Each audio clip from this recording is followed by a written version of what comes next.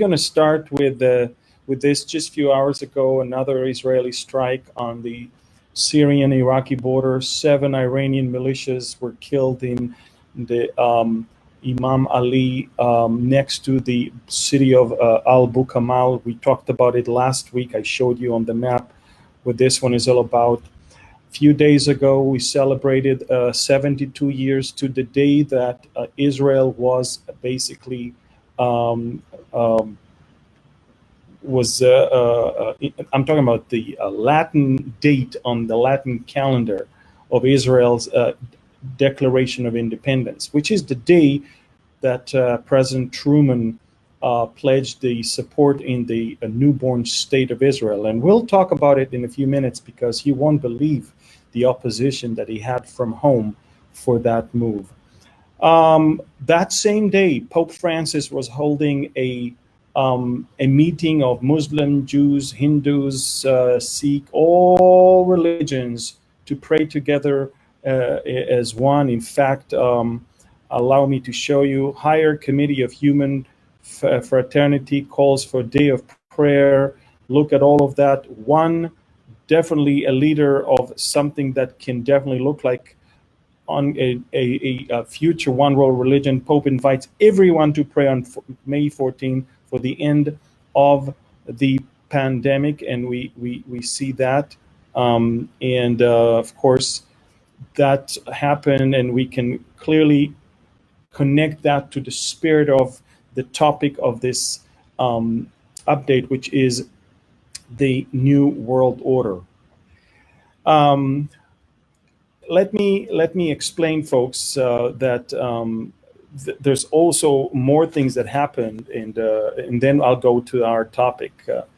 But everything is really connected, and I want you to know, and this is, if there's one thing I want you to take home with you, is the fact that everything that is happening around the world is basically the struggle between the truth of God and the lies of the enemy. And many times we as believers, we tend to not pay attention which is what. And because we are easily being swayed by our emotions and false information. That's why we have to be very, very careful. I told you last time that the enemy is enjoying feeding both sides and enjoying seeing the chaos all around. And I'll give you an example. The mayor of Chicago, we know Lightfoot, Mayor Lightfoot. She's all over the internet right now, as if she pledged allegiance to the New World Order about wearing masks and about all the pandemic thing. Now let me tell you something. She did mention New World Order, but she didn't even talk about COVID-19. The interview was from March of 2019. Way before that, she talked about her own domestic legislation of her own city, but she did use New World Order. In fact, if you want, I can play it for you so you'll understand what she said. Listen to what she said. Impacted by it, planning certainly, and you pick the people who run those agencies and the deputies that are pledging allegiance to the New World Order and good governance, and then I think you have the Inspector General do some spot audits to make sure that there is real compliance. She's not talking about coronavirus. She's not even talking about wearing masks. She's talking about the aldermanic prerogative that isn't a law or actual rule, but it turned into a law or a rule in her city. She says, we can't go on like that. She did mention New World Order, absolutely. Does she know what it means? I'm not sure, but she mentioned that. And by the way, because she did that, she spoke a year and 2 months ago, way before she was elected. And even after she elected, she gave another speech, almost the same, using the same term, but it has nothing to do with a pandemic. But she used that. So look what happens. Facebook covers genuine video of Chicago mayors supporting New World Order with false fact check. Isn't that interesting? Facebook said she never said that. But we have the video. She did say that. What basically is going on is people mix two things together. She said that about something else. People put that online as if she said that regarding the pandemic. And all of that together created some sort of a climate for Facebook to cover everything as false. And we'll talk about how Facebook is now literally censoring everything that you are seeing and hearing. And that is another sign of the New World Order. No longer you have the choice to choose what you want. Now somebody is deciding for you. In fact, this morning I took my son El-Ad to school. That's his first school day after 2.5 months. And our son Elon, the little one, I took him to school. We cannot send our children to school today without filling up a form and without filling up an electronic form on the app that basically says that we agree to send him to school. We actually approve, and we basically declare that he has no high temperature, that he's not sick with no symptoms or anything. Ladies and gentlemen, I'm thinking to myself, I'm taking my own kids to their school. And here I am. I have to put my name. I have to declare something. I have to commit to something on paper, online. Everywhere you go to now, they take your name. They put your name down. It's unbelievable what is going on. New World Order. And we'll talk about what New World Order means in a few seconds. I will also tell you, folks, that Israel, of course, as of yesterday, finally has a government after 507 days without a stable government, with an interim government, because there were 3 election rounds and the waiting period between each, altogether almost a year and a half of chaos, finally came to an end. We have a unity government. Prime Minister Netanyahu is heading the first year and a half, heading the government. Benny Gantz, General Benny Gantz, will be heading the second term of year and a half. And in the last year, they might also change between themselves. We'll see how it works. One thing is for sure, big blow to those who hate Netanyahu, wants Netanyahu in jail, and wants Netanyahu out, and try and promise he will never be the prime minister. That's it.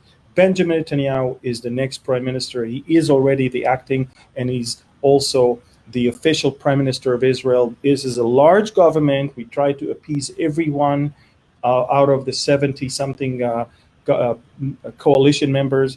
But I want to tell you something.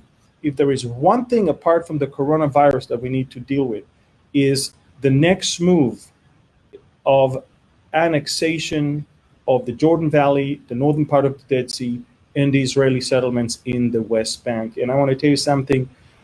I was shocked to find out that the king of Jordan said it will deteriorate the relationship between the two countries. Europe is now threatening Israel with crippling sanctions, they said. And then the secret weapon of the globalists is the International Criminal Court. And America instantly was issuing a declaration. Secretary Pompeo said to the ICC, if you are going to push illegitimate trial or prosecution toward about Israeli, the Israeli presence in the West Bank, we are basically we are not going to allow that to happen. And so, ladies and gentlemen, it's important to me that you understand that there's a lot of deception that is going on here. Now, why am I mentioning all of this? This is super important that you understand, folks. Why am I mentioning all of that? I'm mentioning all of this because this is exactly what happened to President Truman in 1948. In 1948, President Truman, Harry Truman, had George Marshall as his Secretary of State, and he had his delegation in the UN, and he has envoys to the UN, envoys to the Middle East. All of them strongly opposed. All of them strongly opposed the establishment of the State of Israel. Strongly opposed. President Truman, as the U.S. president, had to fight his own people. And he found out that they are secretly behind the scene promoting other deals to push the Declaration of Independence and the acknowledgement of America in the newborn state. And I'm reading from his memoirs. This morning, he said, I find that the State Department has reversed my Palestine policy. Remember, Israel was not yet called Israel. It was still called Palestine until the day of its independence, when Ben-Gurion changed it back to Israel. And he says, the first I know about it was what I see in the papers. Isn't that hell? I'm now in a position of a liar and a double crosser. I never felt so in my life. There are people on the third and fourth level of the State Department who have always wanted to cut my throat. They are succeeding in doing it. Yet, you understand what the US president wrote about his own deep state in his own State Department regarding the establishment of the State of Israel. And it's interesting because they pushed so hard, and the day it happened, look what happened. Look, and they brought experts. They even brought the ex-president of the Hebrew University in Jerusalem, a pacifist named Judah Magnus, an American-born president of the Hebrew University. And he told that we must stop the Jewish war machine in Palestine. He even suggested that the Jews shouldn't have more than just a little strip along the coastline from Tel Aviv to Haifa. I mean, horrible, horrible people. And President Truman did not sway. And let me tell you something, and I'm reading, when at 6:11 p.m., the White House spokesman Charlie Ross announced the president's de facto recognition of the State of Israel, the U.S. delegation to the UN was dumbfounded. And when I use the word pandemonium, I'm not exaggerating, someone said. Ladies and gentlemen, it took a strong, resilient president, even against his own deep state, to do the right thing, the biblical thing, the truth was ringing, and the godly thing, and to recognize Israel as a state. And that is when Psalm 83 came to pass, when all the Arab nations came against us to cut us off from being a nation, that the name of Israel will be remembered no more. We just turned the name from Palestine to Israel, and they wanted the name of Israel to be completely cut off. And it's important to see that because, I mean, literally 70 years later, that was 48, 2018, ladies and gentlemen, President Donald Trump, in every rally he tells the whole story of how all the world leaders called him, or tried to get him not to move the embassy to Jerusalem, not to recognize Jerusalem as the capital of Israel. And he said, I'm busy, I'll get back to you, I'm busy, I'll get back to you. And he got back to them after he did it. The pressure was enormous. It takes one president in a generation to be so strong and so resilient to make the right decisions.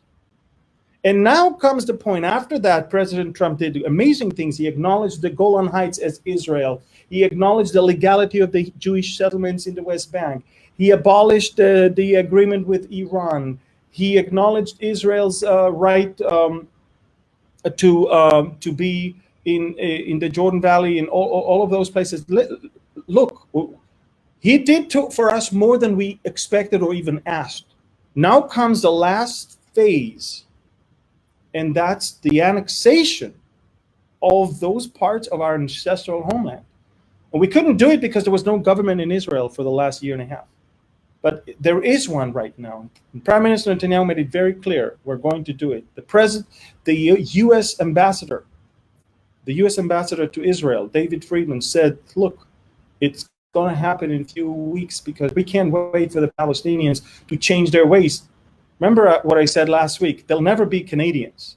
And I can tell you folks, Secretary Pompeo was here a few days ago, and Prime Minister Netanyahu talked to him about it. And there is a silent agreement on behalf of America to allow Israel to do this annexation.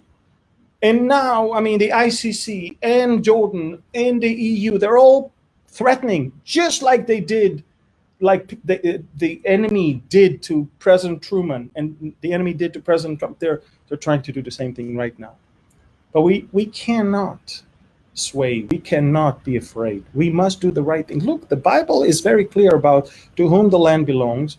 The Bible is very clear about to whom Jerusalem belongs. The Bible is very clear what is the real or original and legal name of the land is Israel. It's very simple. And I want to tell you something. I watched this morning a video from Lebanon.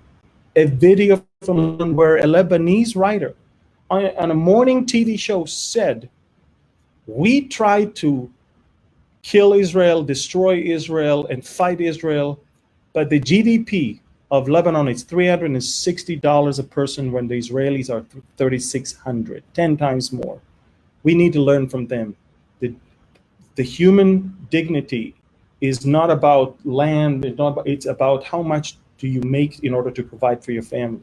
It says, we want to destroy the wrong people. These people can teach us. They are a great state. Look, I'm talking about the Lebanese and the TV hostess. She almost got a heart attack when she heard that. And this is not the first thing. I've been watching what's going on and what's coming from Saudi Arabia and from Oman and from Qatar and from the Emirates. I'm dumbfounded, folks. Saudis, writers and historians and poets, one after the other, coming out of the closet in a sense, and acknowledge few things. First of all, they acknowledge that the Palestinians are the problem. Second, they acknowledge that all the Palestinian issue was an invention to actually eradicate Israel. Third, they acknowledge that Jerusalem is not a Muslim place. They said, look, Al-Aqsa is actually a place next to Medina and Mecca. That's why Jerusalem is not even mentioned in the Quran even one time. It's all wrong. They got it wrong in order to get political gain. The third, Jerusalem belongs to the Jewish people. Listen, I'm hearing that from Saudi Muslims on TV. Now, the change is not coming from above, from the state media. You know where the change is coming from? From the grassroots, from the social media. Look, we're now, you and me, we're on social media right now. This is social media. That's not a TV station. No TV station will allow what I say right now to be said. The truth seekers can find truth on social media, at least until now. And now, because of so much truth that is being exposed and so much, I would say, so many eyes open to what is really going on here, guess why I believe we are already in the new world order. Ladies and gentlemen, you must understand something very, very important. What is a new world order? Let's try to analyze it. New world order has something to do with the world, had something to do with the way the world goes on, the order, and has something to do with trying to change it to something new. Now, I'm trying to think about the Bible because I don't care about anything else. I'll go back to the scriptures, and I see that from the get-go of mankind, they preferred a new world order, which means if God made everything perfect for them, and he did, everything was super perfect, and he said, guys, these animals will listen to you, these trees will yield fruit for you, everything is yours. Take dominion. Inherit the land. It's yours. He gave them blessing, seed, and land. There's only one thing. Don't touch. And they wanted a new world order. They wanted the one thing they shouldn't touch. Because what God says is nice, and the way he created everything is wonderful, but we want something new. The serpent, Satan, introduced it in a very cunning way, as you remember. Look, don't listen. You will not surely die. In fact, when you eat from that fruit, your eyes will be open. In fact, if I can give it any analogy, you will see the light. The reason why you don't see the light is because you don't try this fruit. You want to try this fruit? You want to see the light? You want your eyes to be open? You want to be smart? Take it. And let me tell you, folks, that from that moment, sin came to the world, but the world is still moving more or less by the order of countries, borders, languages. We all know that. When, I'm always reminded of what Paul taught the people of Athens, those very, very, very smart people. In the book of Acts, in the middle of Athens, Paul is telling them this. He says in verse 26 of chapter 17, he says, God has made from one blood every nation of men to dwell on the face of the earth. And look what he said. And he has determined their pre-appointed times and the boundaries of their dwellings. In other words, God appointed boundaries, people, languages, ethnicities, all of that. Now, what's the New World Order? The New World Order is very, very, very simple. Listen to this. We don't want governments. We don't want nationality. We don't want borders. We don't want flags. We don't want different currencies. We don't want different religions. It's very interesting. The New World Order is a race to bring about a new leadership that is not of politicians, a leadership that is wiser. They've seen the light. They know better. Of small group of industrialists and bankers, and they will basically rule the world. Have a person who will do that for them. Borders, languages, different money, different religions will no longer exist. We have to abolish borders. Illegal immigration is not held illegal. Borders are no longer, they don't matter anymore. And we're gonna try and do that. We'll show you that borders mean nothing. And it's interesting because you saw that they tried and tried and tried. They tried so many times. Almost every generation they tried something. Wars and world wars. And then came the climate change. And then came some religious things. And, you're talking about security things and terrorist actions and horrible things that befell the world. And yet nothing caused the world to act as one unit. We've reached the point where we see two things that just happened in the last 2-3 months. One, for the first time, the entire planet Earth is actually as one. My problem is the problem of Rwanda, is the problem of India, is the problem of Saudi Arabia, is the problem of Indonesia, is the problem of Canada, is the problem of Philippines and Japan. I don't have a different problem. I used to have different problems. I used to have war with the Palestinians. I used to have war with this or war with that. I don't have it anymore. Now my problem is their problem. For the first time, we've got a global issue that borders mean nothing here. For the first time, there is a non-elected body, wasn't elected by me or by my own people, that is issuing recommendation. I'm talking about the World Health Organization, that all the governments all around the world are dancing to the rhythm. Look, I've been watching their daily updates. You know how many hundreds of thousands, if not millions of people are watching? Now, you and I are in the business of Bible prophecy. We're in the business of studying the scriptures. We can see through all of that. But we are such a small minority. I want you to understand. The world is glued to the screen. The world is eating from the hand of the World Health Organization. Everything they said is being taken as a law given from Sinai to the people. And let me explain, folks, if that's not enough, not only that everything the World Health Organization is saying has to be the truth, the big tech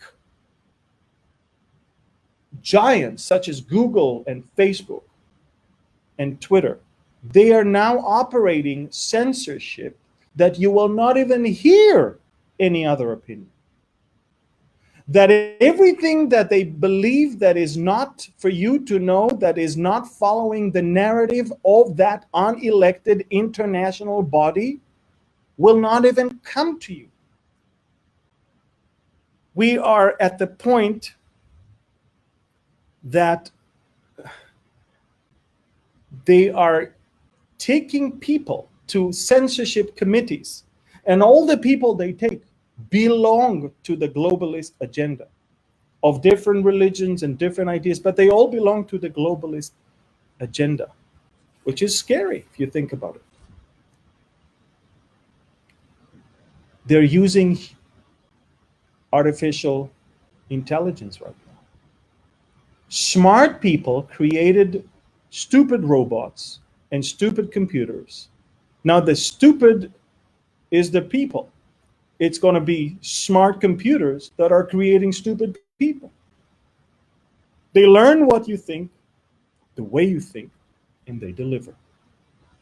And before you know it, you dance to their rhythm. And why? It's all in the name of survival. They're telling you, in order to survive, you have to comply with this. In order to survive, you have to do this. In order to survive, you have to do that. This is amazing. Look, I've never seen anything like that in my life. And I've been talking about New World Order for the longest time, about the Illuminati, about the globalist, about the one world. I've talked about it for many years. You can go online and find it. But I have never seen such a flood of articles using the terms New World Order. Let me show it to you. So this is one. Excuse me. No, not this one. I'm talking about, excuse me. This is one. Here it is. The coronavirus butterfly effect, 6 predictions for a new world order. All right, let's continue, folks. Let's do this. Who will build the new world order? And let's do this.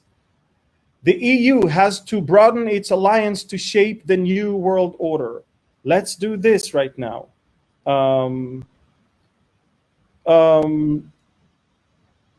What does it say here? Let me take off the other one. Let's face it, the new world order has arrived. They're already acknowledging that. Then another one that they say is this. Look at this one, folks. And I will take off this one for you so you see it. Coronavirus, who will be winners and losers in the new world order? And if that's not enough, one more. You can clearly see COVID-19 is writing a new world order. If that's not enough, ladies and gentlemen, Bank of America on the new world order, bigger governments, tech wars, less privacy, and health, the new wealth. If that's not enough, ladies and gentlemen, don't worry, there's plenty. There is how to survive the new world order, and that's in Africa. Let's look at this one, COVID-19, how COVID-19 could shape a new world order. If that's not enough, there is this one. This one is in, if I'm not mistaken, in India. We must invent a new world order now to stop COVID-19. Ladies and gentlemen, and if you think this is not enough, why don't you just flip your dollar bill and see this? It says, Anuit Queptis, and I'll talk about it, successful undertaking. And underneath, Novus Ordo Seculorum. Novus Ordo Seculorum. New order of the generations. New world order, basically. You see the unfinished pyramid, 13 layers. There are 13 families that control this elite, global elite. The all-seeing eye on the very, very top. Look, the effort to bring a new world order is not a new effort. It's an effort that has been going on for the longest time. Again, I believe from Genesis.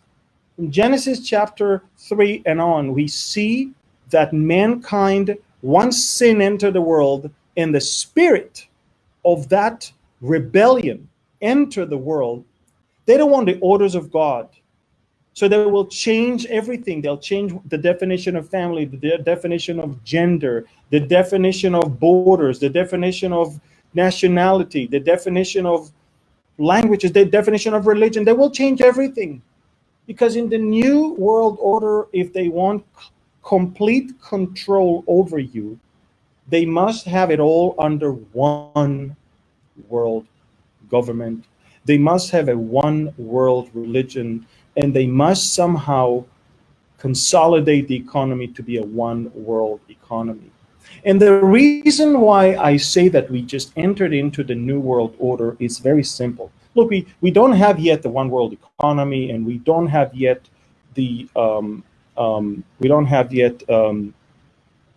we maybe not have yet the one world religion. We're going there. I mean, Pope Francis is becoming the host of all religions, and they don't even talk about Jesus.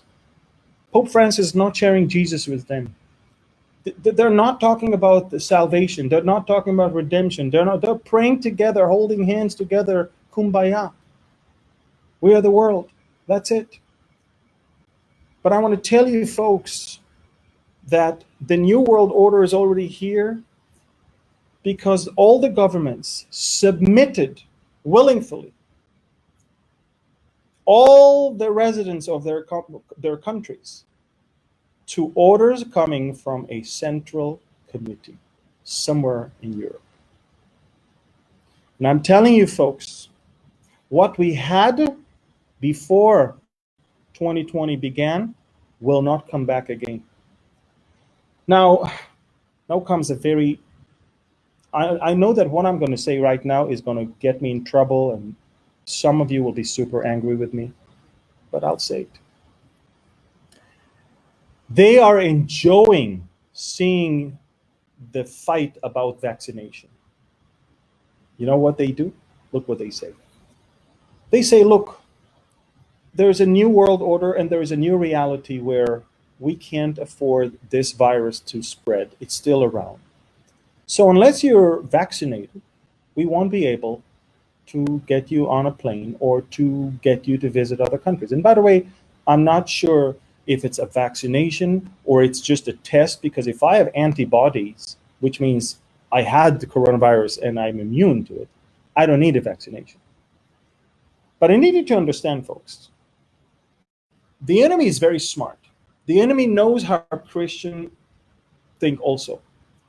And the enemy will convince hundreds of thousands of Christians, hey, don't take this vaccination because it's like a one step closer to the mark of the beast. And then if a new wave will come, it won't really help them here. On the other hand, you've got those who are pushing the vaccination, but they want to push the vaccination not for your own good necessarily, because they want to make money. Look, if it's all about money, they're not trying to kill you as much as make money on you by ways of, look, Fauci and others are just trying to make money on you. I believe that the real evil people above them enjoy both pushing the vaccination and seeing the people and feeding the people with lies about the vaccination. And now let me explain something. And you need to calm down and stay open. Should vaccination be mandatory, you must understand that, and I'm not talking about America right now. Let's say vaccination is mandatory in the Israeli military, okay? Israel, once finding out that there is a vaccination, we don't want coronavirus to spread fast in the Israeli submarines, the Israeli naval ships, and the Israeli Air Force. We don't want to cripple all of our soldiers' readiness. If there will be vaccination and the military will obviously take actions and vaccinate all the soldiers, do you think soldiers will have a chance to say no? Of course not. And Israel is not going to do it because Israel hates its people, because Israel wants to reduce the population of the military. No, that will be vaccination. Like, look, my daughter went to volunteer in Kenya. She needed to take vaccinations against certain diseases that are still going on in Africa. And I didn't even think twice, because I know that she needed to be vaccinated against malaria and Ebola and other things that we don't have those things here, so we don't need to be vaccinated against it. But you must understand, not every vaccination is an evil plot. Vaccination today is a way for you to avoid certain diseases. Now, yes, it's money making. Yes, the pharmaceutical companies make trillions. Yes, sometimes they push vaccinations where you really don't need it.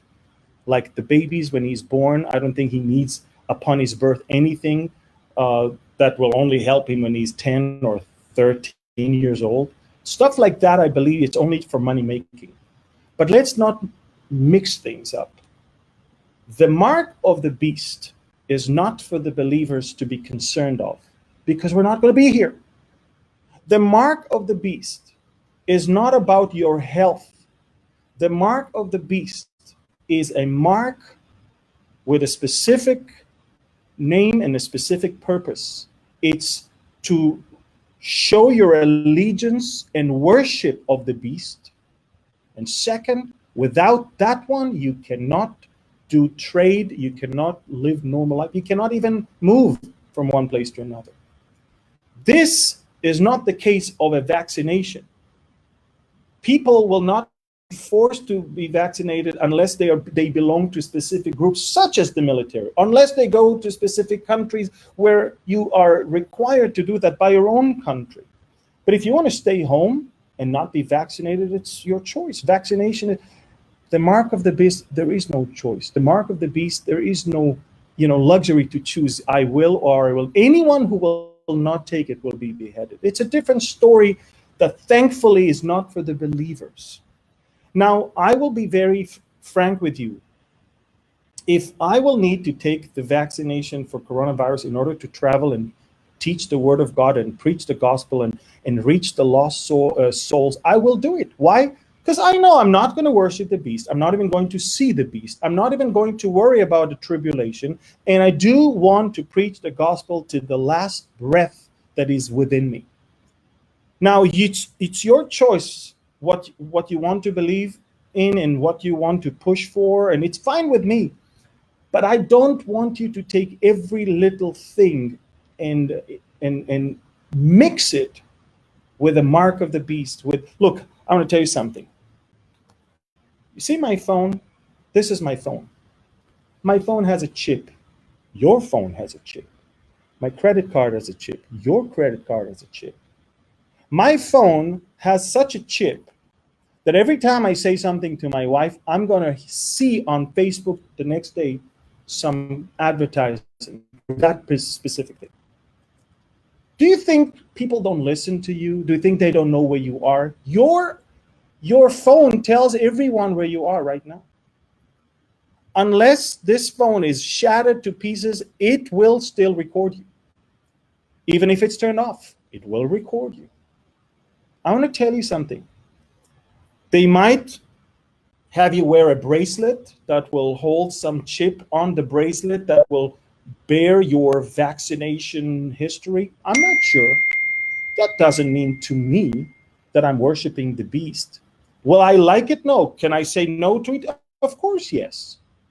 But if I have to choose between, well, if I will test myself and I will see that there is no antibodies, and I will choose to go, and if there is going to be a condition that I won't be able to get on the plane to fly to the Philippines or Japan, Indonesia, Singapore, America, Canada, Brazil, if I won't be able to travel and teach the scriptures unless I take the vaccination, I'll take it. Oh, they'll know everything about you. They already know everything about me, and I have nothing to hide. Oh, they'll track you. They already track me. The New World Order is not that they track me or not track me, is that we enter into the point where it's no longer your choice. If I had the privilege of reading whatever I want and choosing whatever I want to believe, the New World Order will dictate to me what to read and eliminate what they don't want me to know. Censorship, dancing to a committee of few people. All over the world, governments are handing over the liberties and freedom of their own people to a group of people. So I need you to understand, folks, the confusion about vaccination shouldn't be there for the believers. We shouldn't be. Now, it's your choice. You can take it or not. That's up to you. I'm just telling you, you're not going to see the Antichrist. You're not going to have to take upon you the mark of the beast. And by the way, as believers, you may say to yourself, oh, I'm not taking the vaccination. That's fine. Okay. But hundreds of millions will. And those hundreds of millions that will see no problem with that. And then when we're gone, they'll say, good ridden. These people are out of here. And they will already psychologically be trained to be marked somehow. Now it's for coronavirus. Tomorrow it's for trade. The next day it's a token of worship. Look, we're not going to be there to worship the beast. And if you need to, if you don't need to, it's up to you. But I'm going to tell you one thing.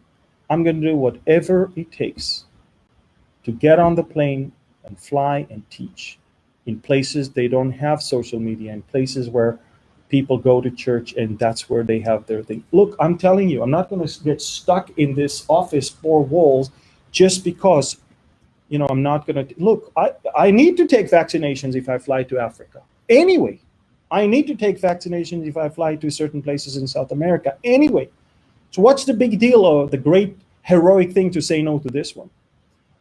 Do I think that I will say yes to Bill Gates' plans? No, I'm not going to let them put anything else beside a regular vaccination. No. But I want to tell you something. Don't throw the baby with the water. It's important that you understand the enemy is trying to confuse you. The enemy is trying to mix everything. And this is the one thing that is so sad for me to see. So sad for me to see. And I want to tell you, folks, what if you have elderly parents and the vaccination will save them from this deadly virus that is mostly attacking old people? Will you tell them not to take it because, God forbid, it reminds you of the mark of the beast? No. Just be realistic.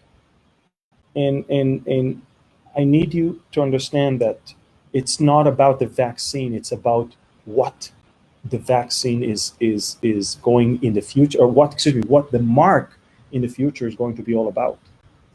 And I want you to also understand that there's going to be a lot of disinformation, a lot of misinformation, a lot of false and fake news. The enemy is celebrating, he's pushing all through social media horrible content to confuse you. And that's why I wanted to end up with this. When we see these things, instead of getting anxiety and fear and confusion, we need to actually smile. We need to actually show the world, look, it's not going to get prettier here, because it's not. Do I like this new world order where the governments are no longer having their own independent brains to think? I don't like it. But did I see it coming? Of course I did.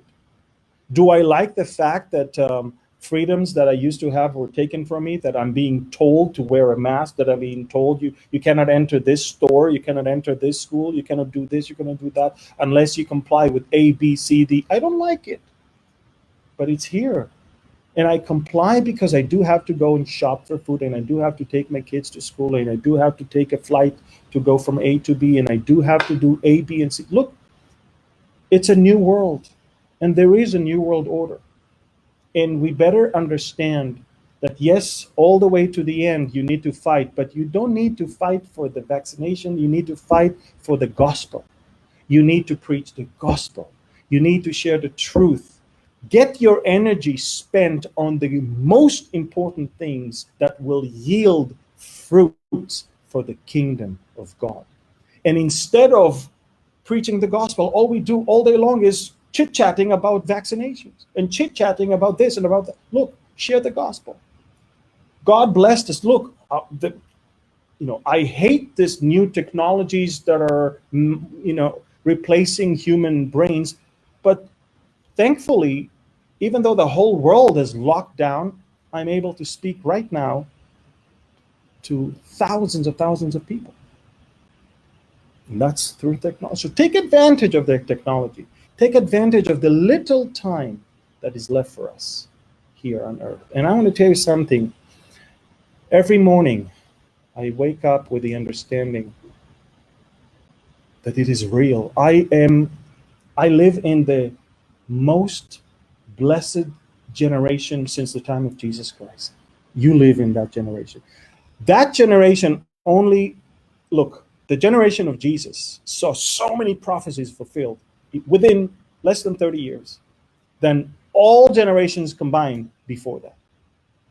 There were promises and promises and promises given by the prophet, and boom, they began to be fulfilled. Boom, boom, boom, boom, boom, in the first century. What a blessed generation of the first century. Now, 2,000 years later, comes another blessed generation. All the promises about Israel and all the promises about Jerusalem and all the promises of the Jewish people were all promised by the prophets, and we are the generation of boom, boom, boom, boom, boom. We see all happening. And that's why the enemy was so angry about Harry Truman and about Donald Trump and about Netanyahu and about all these things. They want to stop it from happening. But the same way good things are happening, according to the prophets, also bad things are happening according to the prophets. And the last time I checked, the Olivet Discourse of the famous prophetic teaching of Jesus was not full of great things, and we're watching it. So when you see those things, lift up your head and look up, because your redemption is drawing near. And when you see the fig tree blooming, Israel is back in the land, that you know summer is near. And it is right at your doorpost. And the generation that will live through that shall never pass away. So I want to give you that hope. We are the generation that shall not pass away. So I don't care if they want to call it the New World Order. And I don't care about this virus and this vaccination. I don't care. Didn't we know a New World Order is going to come? Didn't we know that it's going to be a one world government eventually? Didn't we know they're going that direction It is here. So why are we so surprised and so depressed and so oppressed and so angry when we knew all along that it's going to happen, that it's going to come? So I want to encourage all of you, hold on to the promises that we have. He's coming very soon, and he's going to take us. This is exactly what I was trying to convey when I wrote my books. The book, The Last Hour, because I believe we indeed live in the last hour. And the book, The Day Approaching, I believe, folks, just like Hebrews 10 says, that we see the day approaching. All of these books are full of the promises of God and the fulfillment of it. So I want to encourage all of you folks, don't let the world destroy the joy of the Lord and the faith and the strength and the peace that we need to have, especially in these last days. If you want to be saved, if you want good, new life, if you want new heart, if you want to make it to heaven, if you want to belong to the Lord, if you want to make it in the rapture, that you need to believe in Jesus, Yeshua, the only way, the only truth, the only life. No one can come to the Father. You have to confess that you're a sinner. You have to admit that you cannot save yourself. You have to give your heart completely to the Lord. Invite Jesus into your heart, and the Holy Spirit will enter into you, and you will be a new creation. And it's very, very soon we are going to be taken out of here. And Damascus will be destroyed. In Ezekiel, war will take place. The Antichrist will introduce peace. The temple will be built in Jerusalem. He will break it and reign from the temple. A third of the Jews will flee and survive, while 2/3 will perish. And then we know that he will bring them back. He will come back with us. They look at him whom they pierce. They will understand. And after those 7 years, the Lord is going to throw the Antichrist and the false prophets and the serpent. He's going to throw them all the way to the bottomless pit. And for 1,000 years, the world will be Satan free, and we will be under the rule of Jesus from Jerusalem. And at the very end, he will turn him loose for just a few weeks or months, and he will go about and deceive the nations again. And they will come against the beloved ones. And the Lord will destroy Satan now forever. There will be a great white throne of judgment, and then the new Jerusalem will come.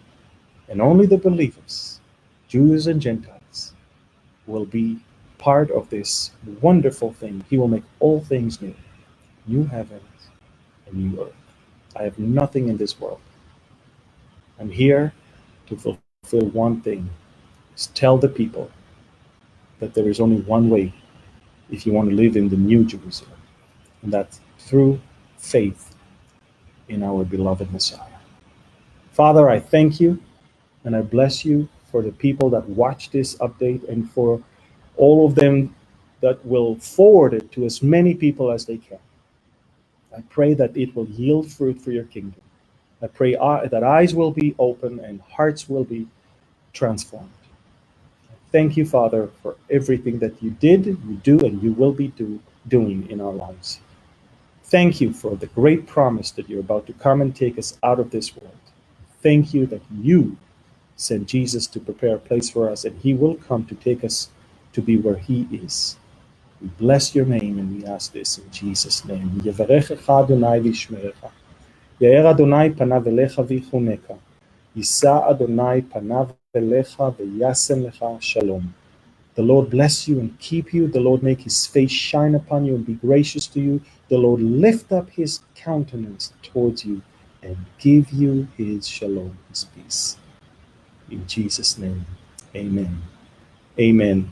So guys, I want to thank you for everything. I want to show you how you can follow us. You can, as you can see on the screen, you can clearly see you can subscribe to our weekly newsletter on www.beholdisrael.org. You can go to Twitter, Facebook, and Instagram, Behold Israel. We would love to hear from you. We would love to minister to you. We would love to stay in touch with you and pray for you as well. I'm going to do Zoom Q&As to specific countries every week, so I can see the people and I can have them ask questions themselves. I will start with the Philippines this coming Saturday, 5 p.m. Manila time. We'll send you the link this week. Then I'll move to South Africa, we'll move to the UK, we'll move to Europe, all the way to America and other countries. So thank you guys. God bless you, and shalom from Galilee, from Israel.